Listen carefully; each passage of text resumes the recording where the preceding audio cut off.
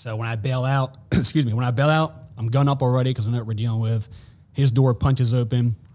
I see his head peek out. I see a hand punch out, and then it's just muzzle flashes. And at this point, I'm at the rear of the vehicle, so it's maybe 6-ish feet. So it's pretty much point blank. He fires a couple rounds off. My first round goes off, lands in the kind of the door frame, the A-frame of the rear driver's side door. Stops in there, misses him. He comes down 2 feet. We exchanged some more gunfire. I landed 2 rounds on him center mass. I don't know how many he got off on me, but he landed 6. All right, everybody, welcome back to another episode of the Shots Fired podcast. We are live here at TAC Ops in New York, 2024. We're super excited for this episode because we got the keynote speaker for this event, TJ Webb. We had TJ on early on in our rookie podcasting days. I don't know if I know you remember it, but I think this one will be much better. You have a wild story to share. And if you guys have not been to a TAC Ops conference, we strongly encourage you to go. Go to tacticalconference.com. There's 3 a year, New York, Nashville, and Washington, D.C. There's a 4th one now in Florida. That's right. We just got hooked up with Florida. So Florida 2025, go to the website. You guys, seriously, one of the best conferences that we've ever been to. The instructors are top-notch. The classes that they offer here are phenomenal. And there's off-site training if you want to go to the range and shoot. They do all of it. So you guys are missing out if you don't sign up for one of these conferences. So with that said, let's jump into today's episode and welcome back TJ Webb. Thank you. Appreciate you having me on here. Long time coming, man. Yeah, I was episode 9, I think, when you started out. Way back in the day. It's like 3 years I'm finally meeting you guys in person. That was pre my time. Yeah, that was pre-Mar. Yeah. Yeah, Billy and I barely knew what we were doing. And if I remember correctly, you were outside at your father-in-law's house and the air conditioning kept kicking on. Yeah. And I had to try to edit all that out. And so, and it was like post right after your shooting that you had been involved in. Yeah, so man. That not was a lot of time had gone by. No, and that was like the first, interview and podcast or anything like that I'd ever done. So yeah, man, lots changed since then for sure. So we'll do the TJ Webb episode 2.0.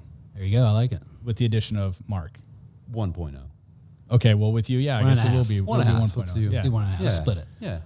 So this is exciting. A lot of new viewers since then. We've over tripled in size since. Yeah. So I think for a lot of people watching this will be the first time they've heard your story. Yeah. So let's get into it. You are the keynote speaker here at this event with over 1,000 police officers that have signed up to come here. That's a big deal to be able to do that. Yeah. You were shot in the line of duty 9 times. 6. Yeah. Okay, well, I was tossing you some. We were talking earlier. You said you got shot. Just the guy that got shot. Yeah, you got shot in places you didn't even know you were shot. 9 sounds good. I've had 9. I've had 12. It's working up there. Okay, so shot 6 times. That's a lot. Clearly, you survived your incident, and that's your whole story is capturing what happened and your recovery afterwards, and kind of where you are today. And you wrote a book, Just One More, which is awesome. Last time we had talked, I believe you were talking about wanting to write a book, right? Or in the process of the beginning stages of it. And so now that's all come to fruition. You've got your book out. That's amazing. We'll get into all that. So let's kick it off and tell us about the night that changed your life completely. Yeah. December 10th, 2020, man. I was assigned to a fugitive task force with the U.S. Marshal Service. I was with them for a couple of years. And it was any other work day, man. Went to work early in the morning, worked some cases during the day, ended up getting home at a decent time, probably around 5 or 5:30, which was early for me because we usually worked pretty long days. And getting dinner ready with the fam. And we get a text message from our team leader talking about an op in the morning. Wanting to know who's interested. Fugitive wanted out of Pennsylvania. So it was a neighboring state. He was at a local hotel that was actually near where I resided at the time. And then the plan was to go out in the morning to this hotel, locate him, and execute an arrest warrant with Pennsylvania task force officers that were coming down. It was close to me, so I thought, well, the more intel we have, the better. So I got the okay to go out, scout the area real quick, see if I can get eyes on him, get eyes on the vehicle, whatever it may be, just so we can get a little more confirmation on it. So that's what I did. I headed on out, saw the vehicle, took up a parking spot, called up my supervisor, let him know the vehicle's there, confirm the tag. And as I'm on the phone with him, suspect walks out. Everything was lining up for intel. He had his girlfriend with him, her 2 small kids. They got in the car and they left. I let them go. So I'm by myself. I'm not going to do anything by myself. Let them go, head back home. Stalled it over. It just wasn't sitting well with me, man. This guy's wanted for attempted homicide. We've now located him. I know where he's at for sure. He's probably out to dinner. One reason I let him go was because I knew he was coming back. He didn't have luggage. He didn't have baggage. He was putting in the car. He was obviously coming back. They're going out to dinner. It's dinner time. So I wasn't really concerned with that. But in the meantime, we're waiting until the morning. This guy could leave in the middle of the night, number one. Number two, who's to say he doesn't get stopped by some random traffic cop for some random violation, and he doesn't know what he's dealing with, right? So talked it over with my team, talked it over with the supervisor. They all agreed, so we ended up going back out within probably about an hour or so. I get back out there before everybody else because, like I said, I'm pretty close to it.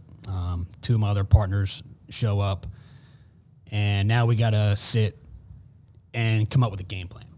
And there's 2 options here. One, we have more officers coming from northern end of the state and Maryland, which borders us, which is about 45 minutes. We do a lot of work with those guys.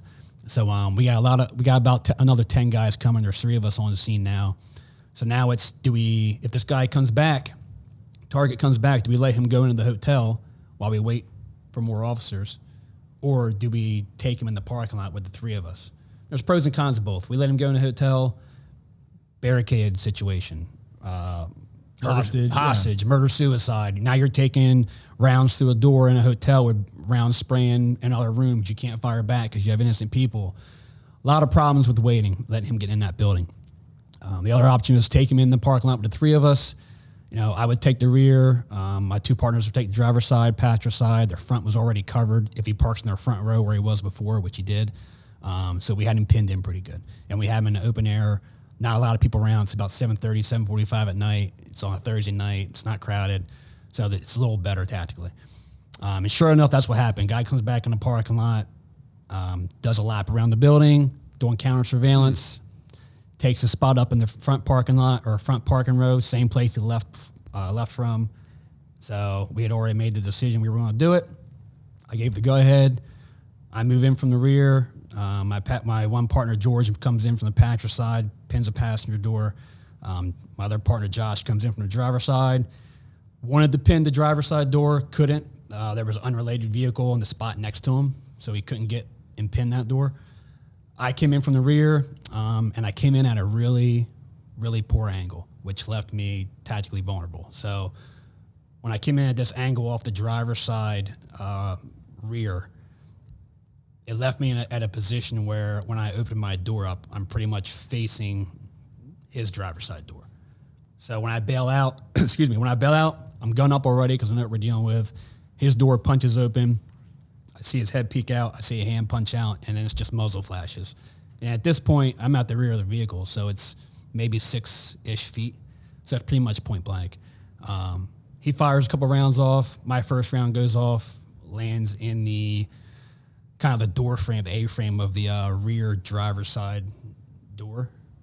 Stops in there, misses him. He comes down 2 feet. We exchanged some more gunfire. I landed 2 rounds on him center mass. I don't know how many he got off on me, but he landed 6.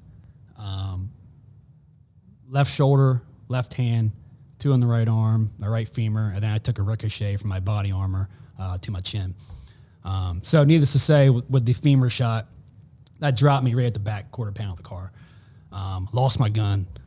It kind of fell out of my hands, rolled underneath the back of his car underneath, where he couldn't see it, but I could see it. Now I'm on the ground. I can see my gun, but I can't grab it because both my hands are broke. One's got a bullet through it, and the other one's are broke because I landed on it with my plate carrier. Nothing works. So now I'm on the ground. I can't see anything. I'm hearing gunfire going off still. I don't know if I'm being shot at. I don't know if gunfire is being directed at my partners, if they're firing back. It just sounds like chaos, right? And as I'm on the ground, man, there's lots of things going through my mind at that moment. The obvious life and death. Mm-hmm. But aside from that, I'm thinking of my family, man. I'm thinking of my wife, thinking of my son, my parents, my friends. I mean, all that in a matter of seconds is just racing through your head. And while I'm on the ground, there's this voice pumping away in the back of my head, just tap, tap, tap, tap, tap, and just tapping away, man. And it's screaming at me. And it's saying, you failed. You failed. You failed your family, and now they're going to pay for it. And that voice, man, it went on to haunt me for a long time. But in a strange way, it was that same voice and those same words that played a big part in saving my life. Because it was that voice and those words that got my ass moving. And as I stared underneath the suspect's vehicle, it was just black. And then all of a sudden I could see my wife and I could see my son. And they were just there smiling and waving at me like, come on, like, come home. And it was that moment I realized, like, I'm not out of this fight, you know, like I don't have my weapon. I can't run away. I can't use my hands for anything, but I got 2 elbows and I got 1 good leg. And I got to get moving. I can't lay here and die because he's got to take 2-3 steps and he's going to finish me. So I just did everything I could, and I crawled and I shoved myself underneath the back or the underneath the rear of his vehicle and tried just to protect as many vital parts as I could. And my hope was if he does come back and try to finish me, he just punts my legs up and hopefully I don't bleed out. But in the course of that, George was able to engage him from the passenger side of the vehicle. He threw around through the front windows, the front door windows, not the windshield, but the doors. Through the glass, through both planes, ended up striking him in the side. He took off running and actually ran by me as I was underneath the car through the parking lot. Ended up engaging my other partner, Josh. Josh and George did a phenomenal job. If you hear them speak about it, it's really good to see how they were both thinking alike in that situation without actually communicating. The first thing they said was when he ran by, it kind of caused like a crossfire situation with the two of them. And the first thing they both said was, the first thing that popped in their mind was like being at the range, you know, dress the line, stay on line when you're moving, right? And that's what they did. They dressed the line on themselves without even talking about it, moved forward, pushed towards the threat, and ended up taking care of the threat about 75 yards into the parking lot until he went down. The two of them kept in communication real quick. And it was just like training, man. Josh looked at George and said, "You good?" George was like, "Yeah, I'm good." George knew, like, I'm staying with the suspect until help arrives. Josh came back to me, pulled me out, strapped on a tourniquet, threw me in the back of his car. And now we're off to the hospital, which is about 8 minutes. I was still with it. I was conscious, alert, breathing. I was good. Obviously, I'm in shock a little bit still because I have all this going on, you know. Josh was in shock too, and it's just natural. But we're communicating. I'm in the back of the car. We're communicating, and everything went as planned as far as pre-op, you know, in the ops plan. Like, you know, Josh was a designated medical vehicle, and he ended up being that. We always have the nearest hospital programmed on our GPS and our phones, ready to go. He had that. Phone's on the dash. He hits go, comes out of the parking lot. Phone falls off the dash, rolls underneath the seat. He doesn't know where he's going, right? Dude. Oh, luckily, I'm in the area. I'm local to that area at that time, and I was awake. So as we started down the highway, I could see out the back windows, like looking up, and I started noticing billboards for like restaurants and stores and whatnot. And I knew we were going in the wrong direction, so I communicated with him. Which way you going? I'm heading south. We gotta go north. Oh, so he's going the wrong way. Going the wrong way. It wasn't too far. We made about 2 traffic lights, so it wasn't like, you know, super far out of the way or anything. He corrected course, made a U-turn, headed back northbound, and then he's on the radio communicating, getting directions with dispatch, trying to get some state police units that work the highway out there to kind of meet him, to guide him in a little better than I can explain from laying on my back. But we kept in communication, and the whole time I'm on the back, the back seat, I had the same process mentally as I did when I was lying on the ground, and it was, you have to look for work.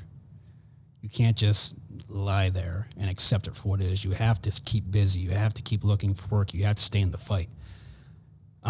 So I started going through a checklist with myself. First, I had to assess the situation, meaning I had to really like stop for a second, gather myself, and realize what was happening.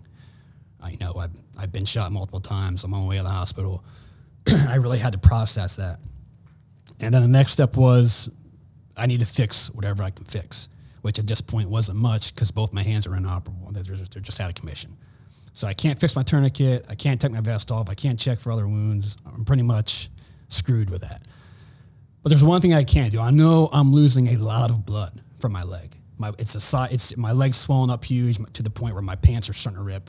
It's swelled up so bad. I know my legs, the bone's not attached because it's just, when I was on the ground, my leg was at a 90-degree angle. I could high five my foot if I wanted to. Ugh, wow. And as I was crawling, I could see the foot getting further and further away from me as it was like dragging behind me. So I knew it was in bad shape. So with the blood loss was my major concern at that point. It was the only thing I could work on. So I started working on combat breathing. And this is where, you can read about my book as I get into it, but physical fitness in this line of work, man, it's key. It's paramount. And to jump ahead real quick, that's the only thing the doctors and I agreed upon was I would not have had the recovery that I'd had if it weren't for the condition my body was in going into this shooting. So I started working on my breathing, slow breaths in, slow breaths out, gathering myself, got that under control, kept in communication with Josh in the front seat, but I had to keep thinking. I had to keep skipping ahead and thinking of the next step. So I knew we were going to get to the hospital, so I had to start thinking, like, what's going to happen next? We're going to get to the hospital. They're going to take my gear off. They're going to knock me out. They're not going to keep me awake in the condition I'm in. There's just no way, right? And that's what happened. We got there, they knocked me out, but I had to think ahead of that too. And I didn't want any surprises. If I got a surprise, I wanted it to be a good surprise. So I had already convinced myself in that ride to the hospital that leg was gone. It was so far damaged. It's gone. I'll be a paraplegic, and you know what? It's cool. I accept it. People do it every day. They have great lives. I'll be no different. And I was ready for that. I wanted to wake up in the hospital, and if that was the case, be like, all right, yeah, I expected that, or I was going to be happily surprised that it was still there. And it was still there, thankfully. But get to the hospital, go through all that. They knocked me out, and then during that time period there, that's the first hospital stop. I was there for about an hour, and during that time period comes the notification, family notification. And like I said, at the time I lived, my wife and I lived with my in-laws because we were in between homes, which worked out good. So Delaware, where I work at, where I live at, is a small state. And it's an even smaller law enforcement community, as you can imagine. So when something like that happens, word of mouth is quick. Other cops find out, spouses find out, social media finds out. It travels quick. My wife started getting word probably easily within 20 minutes of the shooting, through text messages of friends. Hey, are you okay? Do you need anything? And she didn't know what they were talking about. And then finally she gets a phone call. She's in bed with my son reading him a story. He was 7 years old at the time. And she finally gets a phone call from a friend whose husband's a cop near us. Wanting to know what she needs and everything. And she's like, I don't know what you're talking about, but you need to tell me right now. And her friend ends up telling her that I'd been shot and I was in a hospital. So she found out 20 minutes after, give or take, yeah, about 20 minutes before my agency could get to her. Yeah, but all these other people had already heard. She's basically hearing. I mean, it was on Facebook and stuff that fast. Yeah, within minutes. Yeah. So was there any representative from the PD reached out to her? They did. She had just gotten to the hospital, I believe, or she was on her way there, but we only lived about 10, 15 minutes from the hospital. It wasn't far. So she found out on the way there when she had just gotten there, but it was she had already knew. One of the sergeants had called her, and it was it just took a long time, and I don't fault them. Our agency hadn't had an officer shot in the line of duty like that before. So the process took a lot longer than it should have, for sure. But I know it was something that hadn't happened at our agency, and they probably just weren't prepared for it, didn't know how to handle it, which is, I'm not gonna get mad about it because there's nothing I can do about it, right? So she found out when she got there, or she got the call while she got there. And then when I got transported to the next hospital, they flew me, but my agency drove her up. And my son stayed back at home with my in-laws. But my wife got to the hospital with my father-in-law. He ended up driving her over there, so she didn't have to drive. Dropped her off when he went back home with his wife and my son, take care of my son. I was going to angle that a little bit towards you there. So yeah, family notification, man. I will say, and the reason I said earlier, like staying with my in-laws was a saving grace, is because this is something I talk about in my course I give, is we got to have a plan. I didn't have a plan for my family if something were to happen to me. Like, what are you going to do if you're on the job and something happens to you and you have a spouse at home with kids? What are they going to do? Who are they going to call? You don't want your kids coming to the hospital. Yeah. You don't want them being around that. You got to have, is there a neighbor you can trust, a close friend or family member that's nearby? And if you do, you need to have a conversation with them, and you need to say, hey, this is the reality of the world I live in. And if things go south, can I count on you to be there when I need you? Mm-hmm. I didn't have that, but who thinks about that? I didn't think about that. Yeah. And I mean, at this point I had 17 years on the job. I didn't think about that, man. It was a job. I went and did the job, but having a plan, something to think about, having a plan, man, for your family, it's important. And like I said, that was our saving grace that night. So from there, that night I get flown north, about an hour north or so, to a better hospital, get checked in there. I'm out cold at this point. This is a Thursday night. They got me intubated, flew me north, got me in there. My wife was drone up by my PD. She was given a hotel room that night. And next day, I'm still out, had surgery around 2 o'clock, give or take, in the afternoon. Ended up having a rod in my femur, some plates and pins in my hands, had some shrapnel dug at me. Still have some shrapnel in me now, but and then later that evening, I started to come around a little bit from surgery. Don't remember too much. I saw some glimpses of my wife, my parents, and that was pretty much it. And this is December of 2020, so COVID is a problem at this point. Wow. So I wasn't allowed to have hospital visitors. My wife wasn't allowed to see me after that. I was there for 7 days in that ICU. I couldn't see my family. The saving grace that I had there, because it was deemed a security issue for me, was I had one representative from my agency with me 24 hours a day, and one representative from the Marshal Service with me 24 hours a day. So I was never by myself, which was great, man, because I wasn't, it was hard to sit there through all that day in and day out for 7 days by yourself. I can only imagine. So I'm there for 7 days, and, I'm trying to talk to the nurses and doctors and see like how bad this really is. And, the answer I keep getting is this is like a 2-year recovery. You're probably looking at, 18 months until you can run again. Your hands are a big question mark. They're pretty bad. We don't know like what usage you're going to get out of like what fingers. It's pretty bad.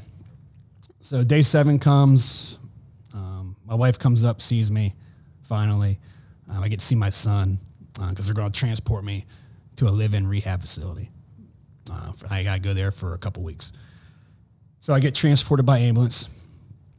I was able to ride in the ambulance with my son and my wife, which is great because as you can imagine, when I first saw my son, I was on a hospital bed. I got bandages all over me. Excuse me. I looked a sight. Of course, I'm crying like a baby. He's never seen this before. So he's 7 years old. He's in shock. He doesn't know what's going on. He's kind of a ghost faced, So I got to ride in the ambulance with him, which was good because we got to, loosen up a little bit, tell some jokes, get him smiling, let him know, Dad's okay. We get down to the rehab facility that night. It was a Thursday night. And take me up to the room, check me in on the second floor. A few staff members there to welcome me, my wife. And the one thing I had going for me there was I couldn't have visitors, but they were going to make an exception and allow my wife up every day for visiting hours, which was great because no one else was allowed to have visitors in the place. They were making an exception for me. So I was very, very thankful for that. Was that because of COVID? Yeah, COVID. They actually had a COVID outbreak while I was in there. So it was train wreck. But they stuck to their word, man. They let my wife keep coming up every day. But that night was the first night that I was alone for 7 days. This is the first real opportunity I've had to sit and process what had actually happened to me. Because the whole time I was in the hospital I was either taking quick cat naps or I was in conversation, you know. So that night was a long night. I laid there. I didn't sleep a wink. Just thought about everything. Like, you know, where is everybody? Like, how bad is this? Everything. And then the worst was, you know, am I going to be a burden? Like, I'm pretty messed up. Am I going to be a burden to my family, to my wife, to my son? Am I going to be able to play ball with my son? Am I going to be able to go for a run on Sunday morning with my wife like we always like to do? Like, are those days done? No, man, they can't be, you know? That was my life. I didn't want to give that stuff up. You know, my mindset started to turn to, you know, I didn't lose in that parking lot. And I wasn't going to lose in my own home in all my days going forward. It just wasn't an option. So I didn't sleep at all that night. And then 6 a.m. comes, pitch black in my room. 6 a.m. comes, door swings in with a nurse coming in the morning to check on me. And this bright light comes shining in from the hallway on the door. And it made me think back to a book that I read about 5 or 6 years earlier called The Trident by Jason Redman. And I won't get into Jason's story, but he was a SEAL who was severely injured and wrote a book about his time in Walter Reed and his recovery and how during his time in Walter Reed, he made a sign to put on his door for a number of reasons, but we'll just say motivational purposes. And I remember that for some reason. It stuck in my brain when that door opened up, and I thought, man, that's a really good idea. Like, I need to do whatever I can to get something moving here. So my wife came up that morning for visiting hours. We started at 8, and I said, hey, I need a marker and some poster board because I want to make a sign. And she wanted to write it out for me because I wanted my own words on there, but I wanted it in my own handwriting, you know, which my hands didn't work. They were wrapped up in boxing gloves. So she stuck a marker in there in my cast the best she could, and I just kind of shaped it out the best I could. And I put this sign up on my door. I stuck my patch on there and signed it the best I could. And I put this sign up there for two reasons. One, for what it said. I didn't want a pity party in my room. I didn't want nurses coming to my room with sad faces saying, poor me, this poor guy, and just feeling sorry for me. I didn't want that stuff, man. You know, I wanted a happy atmosphere. I wanted people to come in with a smile on their face. I didn't want it to be some pity party. You know, I started every morning with music playing on my phone. I called shift change every morning to check in with the guys, see how the night work went, what kind of complaints they had, kept in contact. And the other reason I put that sign up there was for me. It was for accountability, because I knew every morning I started my day, if I didn't live that day by the words that I had personally put on that sign, I was a hypocrite. And to me, that was the worst thing I could be, was a hypocrite. And it worked. You know, it kept me moving, kept me motivated, and in a weird way, man, I'm in this home, man. It was like motivating the elderly people that were in there to get moving, man. Like the therapist would come to me and be like, man, I don't know what you're doing, but these people in here are like 80 years old, man. They're putting in the work. Cracking the whip on the old folks. It was cool, man. And in a weird way, you know, for as much physical and mental pain that I went through in that place, I made it what it was, man. I had a good time. I met great people in there who really helped me out and did some great things. And I cherished my time there. I was appreciative of it because, you know, it could have been a lot worse, you know. So I did my time there, and I had to come up with a game plan. So I made a list of goals, and I had long-term goals. The nearest one being I wanted to walk out of that place in 2 weeks, and I wanted to walk out under my own power. I didn't want a wheelchair, a walker, a cane, crutches. I didn't want any of that stuff. I wanted to walk out on my own 2 feet. I wanted to do the work that I could get out of there without assistance. And then the furthest one was I wanted to run a half marathon in under the 1 year mark. They were giving me 18 months before I could start running. I wanted to do a half marathon in under 12. So day comes to leave, and they came out the room to bring me out to leave. And of course they brought up a wheelchair. I didn't want it. They brought up a walker. I didn't want it. So we had a 5 or 10 minute conversation on how I was leaving that place. And it pretty much came down to, I'll stay here another week, a month, a year. I'm not leaving. Well, that's, I'm walking out here on my own. And they were receptive to it. You know, they did it. So I walked out on my own, under my own power, with someone trailing behind with a wheelchair just in case. But no one touched me. And that was my first short-term goal that I had knocked off, man. And I kept it going from there. I started my outpatient recovery the very next day, 5 days a week, doing stuff at home. And before you know it, after 4 months, I started to run outside on my own. I started out with a half block, ended up being a half mile, a mile, 3 miles. And then by June, I'm running like 6 miles. November rolls around. I had already signed up. When I got home from the hospital, I actually jumped ahead and signed up for a half marathon. I was like, the next half marathon close to me is in November, and I'm doing it. And I signed up, and I had it on my calendar. I was like, it's going to happen.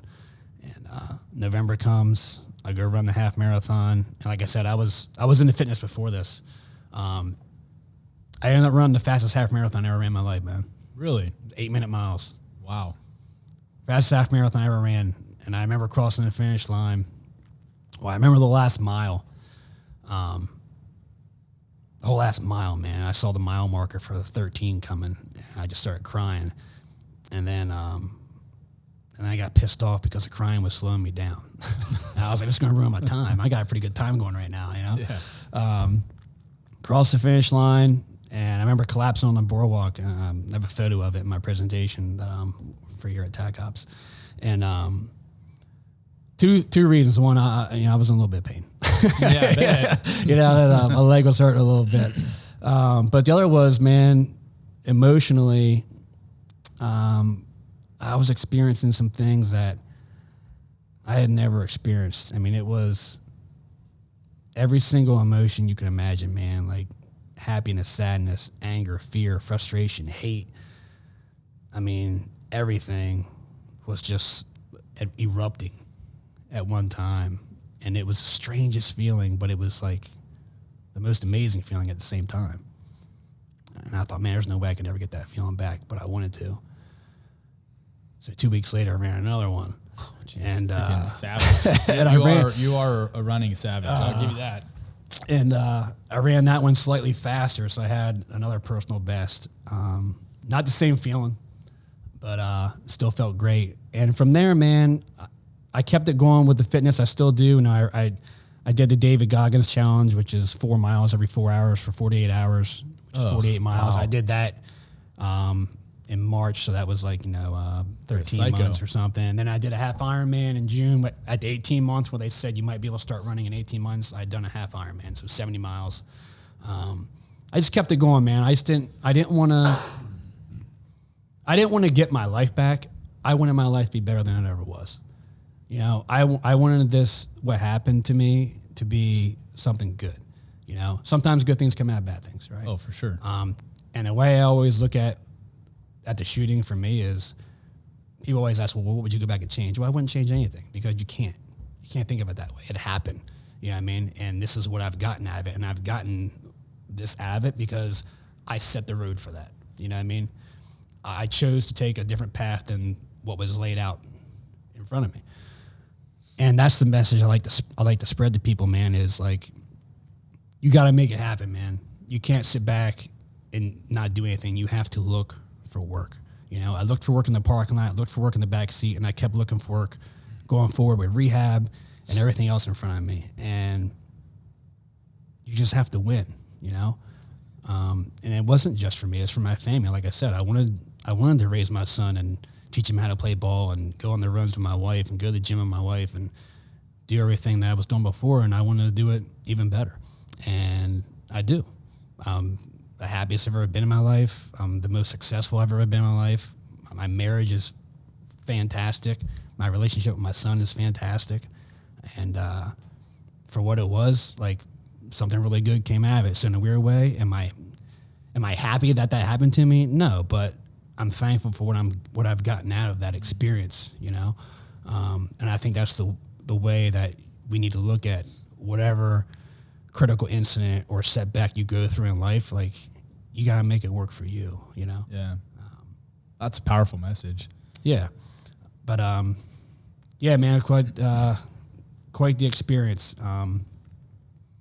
That's a wild story. This is the first time I've heard it. I'm sitting across from you, and I haven't even been able to say anything this whole time because it's Well, so really small world. Yeah. When we were flying here, when we landed here in Syracuse, before getting to TAC Ops, we're sitting there in the baggage claim terminal and waiting for our luggage. And I happen to just turn around and I look and I'm like, holy crap, that's Jason Redman. That's so awesome, man. And so it was just like crazy to me because here we were coming here, you were coming here to be the keynote speaker about this incident. I know that he played a huge part of your recovery. You wrote the note like he wrote on his door. Yeah. And then we turn around and the guy is literally standing right next to us getting his bags. I was awesome, like, dude, man. I know I texted you and told you. It's wild. Like when I put that sign up on my door, I looked him up on Instagram. I wasn't big on social media. I found him on Instagram, followed him, and then sent him a message like, hey man, this is who I am. This is what happened.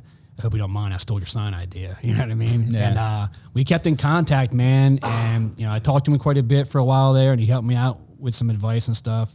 And he ended up doing me a solid and put a forward in my book for me, too. Like, he's just a stand-up, solid dude, man. And I got a lot of respect for that guy and what he does to give back to military and first responders. Just a stand-up dude, man, yeah. Yeah, that's really cool. I just thought that was really cool, That man. was just odd to me. That's cool. Yeah. So none of that nothing connected for me because I've not heard the story, but now looking back, it's like that's even more kind of ironic. Yeah. It was a cool. trip for sure. That's neat.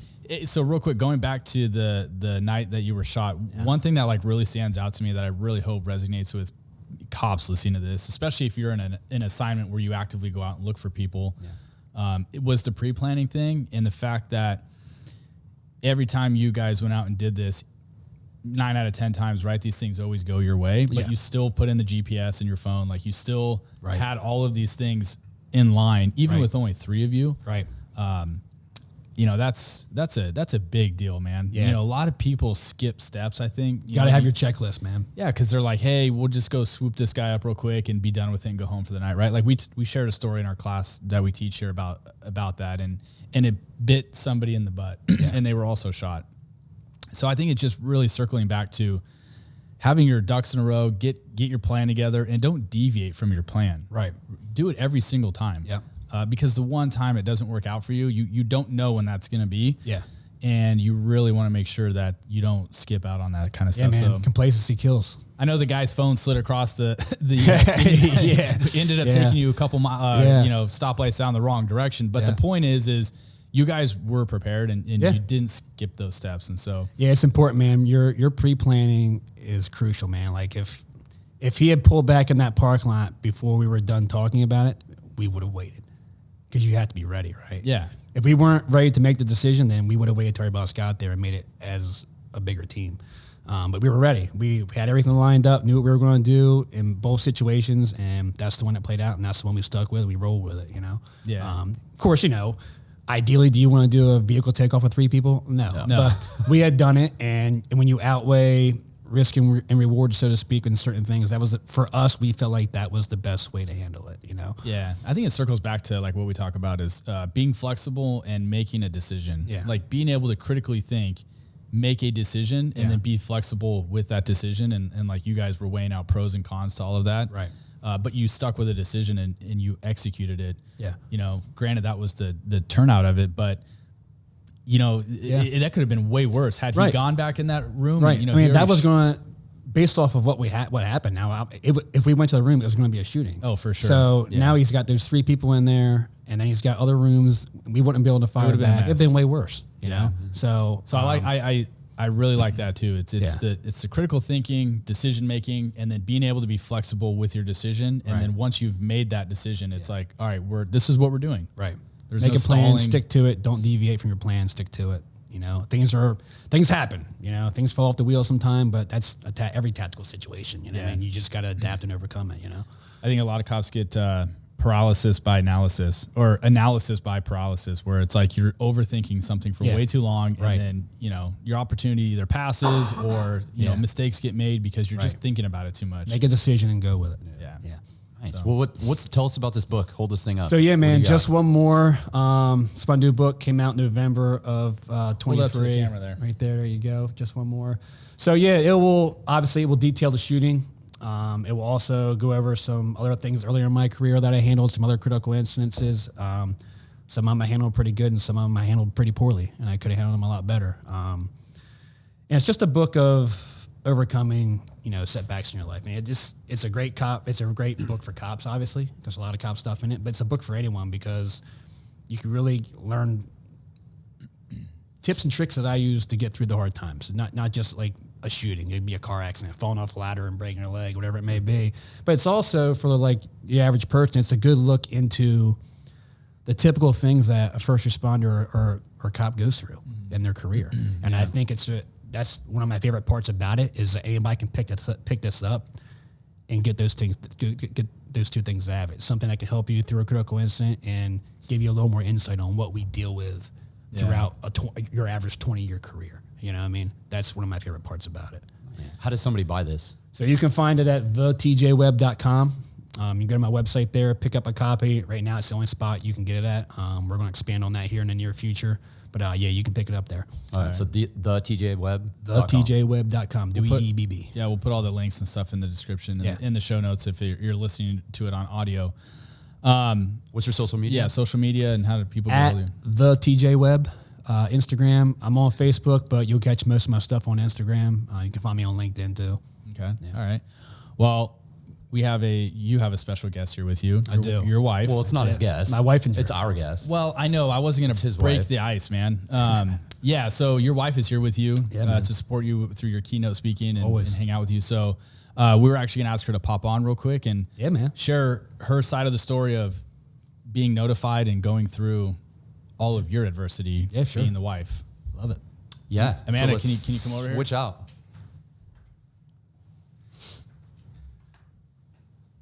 You're up. Oh, goodness. All right. You're in the hot seat. First question. Have you ever been on a podcast? No. No, this is your first. Awesome. So we're your first. That's good.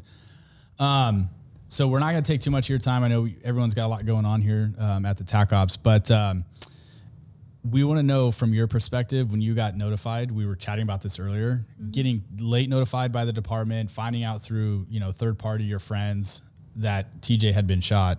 Right. Can you just walk us through that and then give a message out there to anybody listening or watching this, how things could have done or been done a little bit better, or how they can plan for something like that? Sure. Well, like TJ said, we sold our house and we were building a house. So we were in between and living with my parents. So I was at home. It was a Thursday night, school night, putting my son to bed. He was 7. We were reading a book. And my phone starts just like buzzing, like Facebook messages, text messages. And I remember I got a message from like in a group that I'm part of, and they're like, "Oh, Amanda, I hope everybody's okay." And I was like, you know what? It's a great group of guys. I'm not worried about it. Like I felt safer with him with those group of guys than him out on patrol, right? Because they train for these things all the time. Sure. So I was like, I was with a great group of guys. It's fine. Like totally nonchalant. And then I'm like, like keeps buzzing. And then my friend Carly, who at the time, bless her heart, was 8 months pregnant, calls me and she was like, "What do you need?" And I was like, "I don't know what you're talking about, Carly, but I need you to tell me right now because something's going on." Yeah. And she was like, "You don't know?" I'm like, "No, I don't know." And she was like, "Okay, well, TJ's at the hospital. He was shot." I was like, "Is he okay?" Jeez. "I think so." And then I just got to like go into like, okay, what do I got to do? So my parents were downstairs. And of course I'm in my, like, raggedy pajamas, like looking a mess. And I'm like, I bust into the room. I was like, TJ shot. I got to go. And they're like, what? Yeah. I was like, TJ was shot. He's on his way to BB. He's going to get flown out to Christiana. I got to go. And in the meantime, like, other people are calling me, friends, and I'm on my way. My dad drove me to the hospital, and from my house on the way to the hospital, that's when I got notified by the PD. It wasn't a very pretty phone call. There's lots of words in there that I can't say on here. I later apologized, but like I said, I think they did the best they could at the time. But at the time I was really angry that's how I had to find out, right? Yeah, like absolutely. You have this expectation in your head that somebody's going to show up to your door and say, it's okay, we're going to help you. Mm-hmm. And it was like not that at all. So get to the hospital. They asked me for my ID. And I was like, what? I was like, my husband's back there. I need to get back there. And they're like, we need your ID, please. Jeez. So I had to go back out to my car. I don't even remember if I must have had it, but then I think by that time the police department was there and they walked me back. And I was able to see him for just a moment before they flew him up to the next trauma hospital. How long of a drive was that with your dad from your house to the hospital? It felt like forever, but it was probably just 10 minutes, I would say, because it was at night in a weekday, and we live in a beach town, so it was off season, so it wasn't like super busy. What were you thinking? I remember saying, just let him be alive. Just let him be alive. You had no idea how bad he was hurt? No, Nothing. so you know how news travels. So a friend of mine was like, I know he got shot in the face. Oh my God. Really? So in my head, I was like, I had a friend who unfortunately her husband had been hit by a car and he had traumatic brain injury. I was like, we can do this. It's okay. You start like playing these scenarios in your head. And I was like, it's okay. He doesn't have to have a pretty face anymore. We've been married long enough. Yeah. But that's what she was like, I know he got shot in the face, but that's all I know. Ugh. So in my head, I'm like, okay, well, there's damage. It's okay. And then when I got to the hospital, it was just like a patch over his face. So I couldn't see it. I didn't know his hands were broken. I knew he got shot in the leg.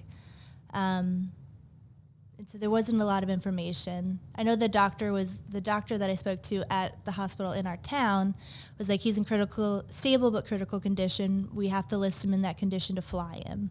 When they get to Christiana, they'll stabilize him more in ICU, and then he'll have surgery. So that's like all I knew, really. Wow. And then you went 7 days and you couldn't see him? Yeah. It was in the height of COVID, and man. Wow. I know the woman's name that runs the hospital. I won't say it, but she has a strong willpower, strong ethos. We had senators calling, we had representatives calling, we had, the head of state police. We had everybody trying to get me in. We were coming up with a plan to get me some 511s and a vest so I could walk in as a marshal to Jeez, slip me in. That is terrible. Yeah. But they were following protocol, so I can't, I understand. As much as I didn't like it or agree with it, I understand. And so luckily by the last day, they said I could come in. I had to show negative COVID testing. I had to show all these things, but. Jeez. But you got in. But I got in. So that was great. So And I didn't have to fake myself as a police officer. Yeah, to that's get in. wild. I actually kind of wish that would have happened. I know, that would have been a better just to say story, you pulled right? it off. Yeah, that would have been pretty epic. But that is terrible. I think what COVID did to people, anybody that was in the hospital, your condition, he's shot, he's your husband, but people that were having babies and Passing away. that was terrible. That was that was an awful time for people. So before we break this, but what is something that you could offer somebody that could help them prepare for this, whether it's a wife, a spouse, from your perspective? From my perspective, I will say I'm so thankful for the tribe that we had. Delaware is a small community, and like TJ said, the law enforcement community is even smaller. But at the time, you also have to remember this was December 2020, not long after. It wasn't a great time to be a police spouse. Oh, yeah. It wasn't a great Yeah. time to be a police officer, Yeah. right? The community I was fearful of how the community would react. We live in a relatively liberal area. The I don't say his name, but the person who was shot, he was a minority, so I was concerned about that. Yeah. Luckily, the police, they put people at my parents' house just to be protective of that. But we had an amazing group. We call them the Six, like the other families that the three other gentlemen and their families that are part of the South team. Like, find your tribe. You got to find the people that are going to be there to support you, and you have to come up with a plan, because these things don't happen on your schedule, right? Middle of the night, middle of the day. Got kids you got to deal with, like you have life things. Like, who's going to get your kids from school if it happens in the middle of the day? Yeah. Who's going to sit with your kids in the middle of the night if you have to go out in the middle of the night? So you have to come up with a plan, and we didn't. We were oblivious. I don't want to say oblivious, but it was just like, it's not going to happen to us. Happens to them, not to those us. are all really great points. I mean, those are things you just don't really think about as a cop, because let's be honest, we always think it's not going to happen to us, so why prepare for that? So I think that's great advice. Anything from the police department's perspective? I mean, a lot of administrators from police agencies listen to this. Yeah. I mean, where are your papers that say who they want contacted? Because if you're at home at 3 a.m. and those are in your office, how's that going to help you? Yeah. Like, you need to have a plan, and you need to have that information readily accessible. Yeah. Because news travels faster. Well, with social media and exactly what happened to you, I mean, stuff gets on social media immediately. That's so fast. It's sad that people have to find out through social media. That's terrible. But departments need to know that, though. They need to be ahead of it. They should be instantly thinking, okay, we know this is going to get on the media and it's going to get on social media within minutes. We gotta go out and contact the family. Have a plan, and yet,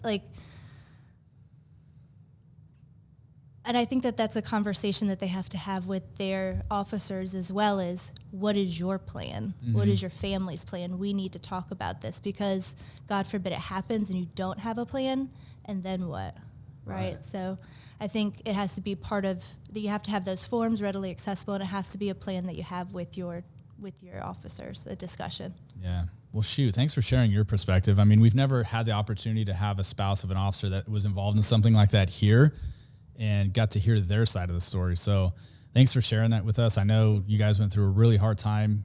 You definitely both came out on top. TJ, come over here. Yeah, I think it's amazing, and thank you for sharing your story. There's a lot of times we talk in our classes that officers leave, and they leave their loved ones at home, hoping everything's going to be okay, but not realizing that the ones that are left at home also have trauma and are also thinking about stuff. Yeah. So for you to come on and share your side of a not great experience, and then how you guys are now sitting next to each other. I mean, this is a wild journey for me. This is the first I've heard of it. Yeah.